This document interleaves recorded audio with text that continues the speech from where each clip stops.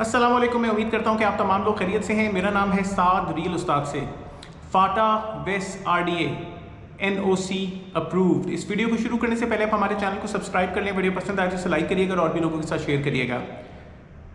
इस मुश्किल टाइम में कि जब आपकी इकोनॉमी भी एक ग्रोइंग स्टेज के अंदर है, लेकिन आपकी साथ साथ पॉपुलेशन भी एक ग्रोइंग स्टेज के अंदर है, अपनी छत होना बेइंतहा ज़रूरी है।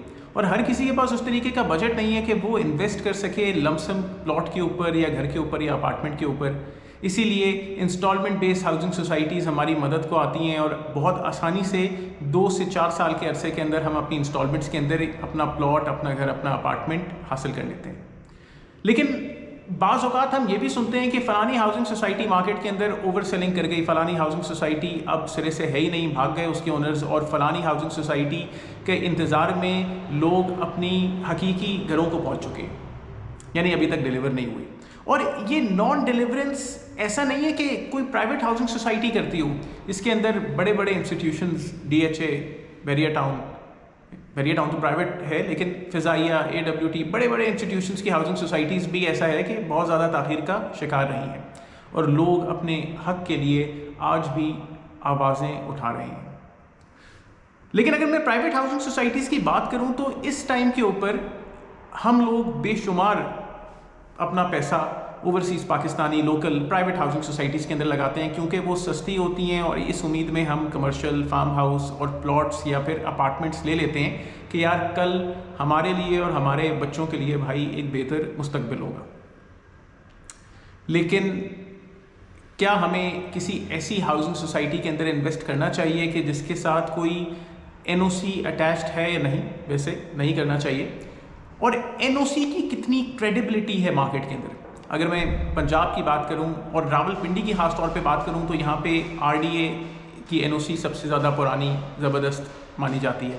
इस्लामाबाद के अंदर CDA है, बाकी इदारों के अंदर अपनी अपनी डेवलपमेंट अथॉरिटीज़ हैं। DHA बाय इटसेल्फ एक अथॉरिटी है और उसके अलावा तहसील म्यूनसिपल अथॉरिटी, डिस्ट्रिक्ट काउंसिल और अब PHATA की हाउसिंग यानी NOC हमें नज़र आती है इस मार्केट के अंदर या इस माशरे के अंदर। आइए इस वीडियो के अंदर जानते हैं कि भाई अगर RDA की अप्रूव्ड हाउसिंग सोसाइटी हो तो वो बेहतर है या फिर PHATA भी काबिल कबूल है। सबसे पहले हमें पता होना चाहिए कि RDA यानी रावलपिंडी डेवलपमेंट अथॉरिटी से NOC के लिए एक हाउसिंग सोसाइटी को कितने पापड़ बेलने पड़ते हैं। SECP से रजिस्टर होनी चाहिए, लैंड होनी चाहिए कम से कम 300 कनाल की, ऐसी जगह होनी चाहिए कि यार पानी की प्रोविज़न हो सके गेटिंग ऑन इन टाइम। कहीं ऐसा ना हो कि ऐसी ज़मीन के ऊपर ये हाउसिंग सोसाइटी डेवलप हो रही हो जो कि फॉरेस्ट लैंड के अंदर आ रही हो या फिर रख सरकार के अंदर आ रही हो या फिर गवर्नमेंट लैंड के अंदर आ रही हो, जो कि इन्वायरमेंट के ख़िलाफ़ है। यानी ग्रीनरी है, दरख्त लगे हुए हैं, एक शहर को एक स्पेसिफिक नंबर ऑफ़ फॉरेस्ट चाहिए या एक प्रोविंस को स्पेसिफिक नंबर ऑफ़ इतना एकड़ के ऊपर या इतने मुरब्बा मील के ऊपर फॉरेस्ट चाहिए, कहीं उसको तो काट के हाउसिंग सोसाइटी नहीं बनाई जा रही। उसके अलावा ज़मीन मौजूद है कि नहीं, ऐसा नहीं है कि यानी हो सकता है कि किसी हाउसिंग सोसाइटी के पास 2000 कनाल ज़मीन हो लेकिन 50 कनाल भी उसका कॉम्पैक्ट पीस ना हो, टूटे टूटे पीसेस में आ रहा हो। सोसाइटी के पास एक प्रॉपर प्लान हो आप लोगों को देने के लिए कि यार यहाँ पे हम स्कूल्स बनाएंगे, यहाँ कमर्शियल्स होंगे, यहाँ पे 5-10 मरले के प्लॉट्स आएंगे, 1 कनाल के प्लॉट आएंगे, इतने पार्क बनाएंगे, एक ग्रेवयार्ड एटलीस्ट होगा उस हाउसिंग सोसाइटी के अंदर। जैसे DHA फेज़ 1 में भी आपको ग्रेवयार्ड मिलता है, वो वैसे इनक्लोज्ड है। DHA फेज़ 2 के अंदर आपको प्रॉपर ग्रेवयार्ड मिलता है। बैरिया टाउन के अंदर आपको ग्रेवयार्ड मिलता है। अगर आप खास तौर पर फेज़ 1 to 6 के एरिया को देखें तो बिल्कुल सेंटर में ही सिविक सेंटर के साथ आपको मिल जाता है। तो ये चीज़ें बहुत ज़्यादा नेसेसिटी के अंदर आ जाती हैं। उसके अलावा जो हाउसिंग सोसाइटी बना रही है उसको कम से कम अपना गली साइज़ 30 से 40 फुट रखना है। अगर वो कोई छोटा मोटा एवेन्यू बनाती है तो वो 60 से 80 फुट के ब्रैकेट में होना चाहिए, और अगर बुलेवर्ड बनाती है तो 100 फुट और उसका प्लस होना चाहिए। ये RDA देखना चाहता है। कहीं वो NHA के बायलॉज के ख़िलाफ़ तो हाउसिंग सोसाइटी नहीं बन रही। कोई ऐसा तो नहीं है कि अपनी एक्सेस दे रहे हैं मोटरवे के ऊपर, जबकि उनको हक ही नहीं है मोटरवे के ऊपर एक्सेस देने का, या वहीं से उनकी सिर्फ एक्सेस बन रही है और किसी मेन शाहरा से, मेन सड़क से उनकी एक्सेस नहीं बन रही। कहीं ऐसा तो नहीं हो रहा कि किसी ऐसी स्वाम्पी ज़मीन के ऊपर अपनी हाउसिंग सोसाइटी बना रहे हैं कि जिसके ऊपर डेवलप करने के बाद जब एक बंदा अपना घर बनाएगा तो उसका घर बैठता चला जाएगा या धंसता चला जाएगा ज़मीन के अंदर, क्रैक्स आ जाएंगे घर के अंदर, या ऐसा तो नहीं हो रहा कि एग्रीकल्चरल या रूरल लैंड के ऊपर हाउसिंग सोसाइटी बन रही है, पानी प्रोवाइड कर सकेंगे, उसके अलावा और भी जो बेसिक नेसेसिटीज़ हैं वो प्रोवाइड कर सकेंगे, मेंटेन कर सकेंगे, इतनी क्रेडिबल पार्टी है। यानी आरडीए इतना सब कुछ देखने के बाद, सोचने समझने के बाद एक एनओसी को अप्रूव करता है। ये भी देखता है कि कहीं ये ना हो कि कल को, आज तो मस्जिद पार्क को अप्रूव करा लिया, ओपन एरिया को अप्रूव करा लिया, कल ये ना हो कि उसके ऊपर वो और प्लॉटिंग करके मार्केट के अंदर बेच दे प्राइम लैंड बता के। यानी एनओसी या आरडीए इतना कुछ आपको प्रोवाइड करती है। एक एनओसी हासिल करने के लिए एक हाउसिंग सोसाइटीज़ को कम से कम 14 क्लियरेंसेस करानी पड़ती हैं या उससे ज़्यादा, और फिर जाके आरडीए उनको एक लेआउट प्लान देता है, एलओपी देता है, और उसके बाद कुछ अरसे के बाद उनकी सेलिंग स्टाइल देखने के बाद, कहीं ये तो नहीं हो रहा कि आपको ओवर सेलिंग कर रहे हैं मार्केट के अंदर, जो जिस हिसाब से अपना गेट, लोकेशन, सब चीज़ बताई थी, मुमकिन है उस हिसाब से ना हो। तो ये सब करने के बाद एक सोसाइटी को एनओसी जाके मिलता है, और अगर एक एनओसी किसी हाउसिंग सोसाइटी को मिल रहा है तो वो एक क्रेडिबल हाउसिंग सोसाइटी है, यानी उसने अपनी बेशतर ज़मीन आरडीए से क्लियर करवा ली। लेकिन अगर मैं पीएचईटीए की बात करूं, PHETA is Punjab housing and town planning agency.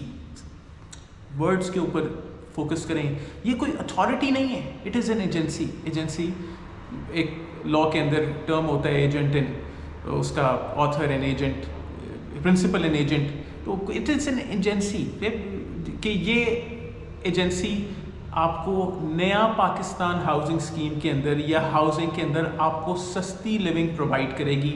ये इसका कोर फोकस था जब इनिशियली इसको इनकॉर्पोरेट किया गया कि यार अवाम उन्नास को सस्ती ज़मीन प्रोवाइड की जाए, क्योंकि घर बनाना इस दौर के अंदर नामुमकिन और मुश्किल काम हो चुका है। हमारे बजट से घर निकल चुके हैं, ज़मीनें, प्लॉट निकल चुके हैं, हम अपनी छत अपने लिए नहीं कर सकते। तो उन गरीबों का क्या होगा, और उन गरीबों के लिए गवर्नमेंट ने सोचते हुए पीएचईटीए को एनओसीज़ देने का इजाज़त दी कि भाई आप हाउसिंग सोसाइटी को एनओसी दे सकते हैं। और ये एनओसी किस बिना के ऊपर होगा, अगर आप अपनी ज़मीन के, चाहे वो 100 कनाल ही क्यों ना हो, उसका 1/4 आप पीएचईटीए को सरेंडर कर देंगे तो आपको एनओसी का अप्रूवल मिल जाएगा। पीएचईटीए ये नहीं देखेगा कि आप उसे पानी कहाँ से प्रोवाइड करेंगे, वो ये नहीं देखेगा कि कहीं भाई आप ओवर सेलिंग तो नहीं कर रहे, वो ये नहीं देखेगा कि वो एग्रीकल्चरल लैंड के ऊपर बन रहा है या फिर ऐसी ज़मीन के ऊपर कि जिसके ऊपर हाउसिंग सोसाइटी बन जानी चाहिए।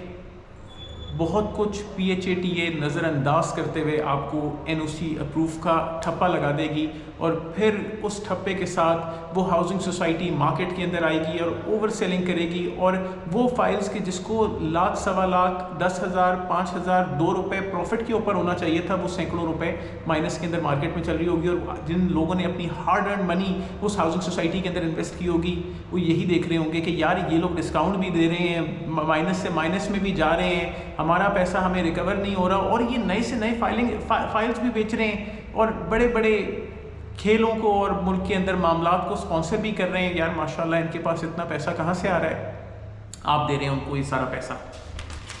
तो वीडियो को कंक्लूड करते हैं। NOC approval RDA, CDA, KDA, GDA Galiyat development authority या गवादर डेवलपमेंट अथॉरिटी या पेशावर डेवलपमेंट अथॉरिटी या मलीर डेवलपमेंट अथॉरिटी का अगर हो तो उसको कंसिडर करें कि हाँ यार ये हाउसिंग सोसाइटी मेरे लिए बेस्ट है, ये सब मामलात अपने हुकूमत के सामने क्लियर करके मेरे सामने खड़ी हुई है, ये अपनी ज़मीन का कुछ हिस्सा सरेंडर करके एनओसी लेकर मेरे पास नहीं आई, क्योंकि उस एनओसी के अंदर, क्योंकि गवर्नमेंट चली गई तो गवर्नमेंट जाने के बाद बहुत सारे फ्लॉज आ जाते हैं, और नया पाकिस्तान हाउसिंग के अंदर भी फ्लॉज नज़र आ रहे हैं। तो सजेशन ये है कि उस हाउसिंग सोसाइटी में इन्वेस्ट करें कि जो कि आरडीए या किसी प्रॉपर डेवलपमेंट अथॉरिटी से अप्रूव्ड हो। डीएचए के अंदर इन्वेस्ट कर सकते हैं, बहुत सारे प्रोजेक्ट्स अगर उन्होंने नहीं दिए तो सैकड़ों प्रोजेक्ट्स मार्केट के अंदर दिए भी हैं। बहरिया टाउन के अंदर इन्वेस्ट कर सकते हैं, लेकिन बहरिया टाउन के अंदर भी उसका वे ऑफ सेलिंग देखें, ओवर सेलिंग वाला फार्मूला ना हो कि ओपन फाइलें बेचते ही जाओ, तुम आके बुकिंग कराते जाओ और मार्केट में लेते जाओ। मुश्किल वक्त है, मोबाइल भी 5 लाख रुपए का हो गया है, 10 लाख रुपए का प्लॉट मिलना नामुमकिन बात है।